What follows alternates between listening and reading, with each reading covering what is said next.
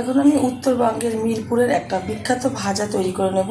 তার জন্য ওভেনে আমি কড়াই বসিয়ে দিয়ে দিয়েছি কিছুটা পরিমাণে তেল। তেলটা কিন্তু গরম হয়ে গেছে। তেলের মধ্যে দিয়ে দিচ্ছি খুব সামান্য পরিমাণে একটু হলুদ গুঁড়ো, দিয়ে দিচ্ছি সামান্য পরিমাণে লবণ, দিয়ে দেবো টুকরো করে রাখা এই যে আলু, গোল গোল করে টুকরো করে পাতলা পাতলা টুকরো করে ধুয়ে পরিষ্কার করে নিয়েছি। খুব ভালোভাবে ভেজে তুলে নেবো একটা পাত্রে।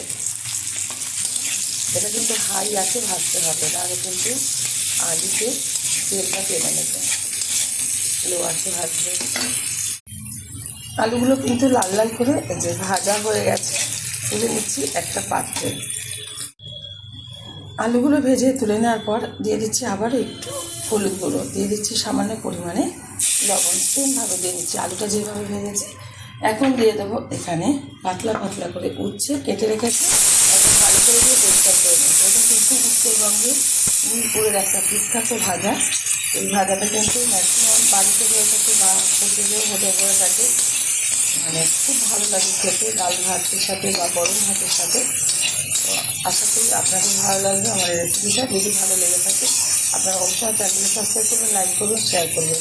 আর এরকমভাবে একবার বানিয়ে খেয়ে দেখবেন, আশা করি খুব ভালো লাগবে। ভালোভাবে উচ্ছেগুলো ভেজে নিচ্ছি, কিন্তু তার আগে দিয়ে দিচ্ছি সামান্য পরিমাণে একটু তেল। এটা একটু বেশি তেল দিয়ে কিন্তু করে নিতে হয়।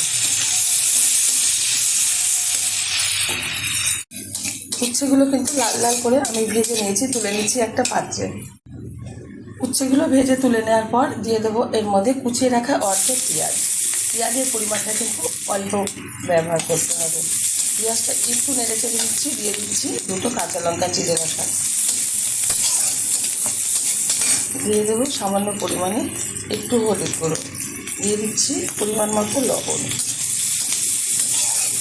এবার পেঁয়াজটা ভেজে নিচ্ছি ভালোভাবে।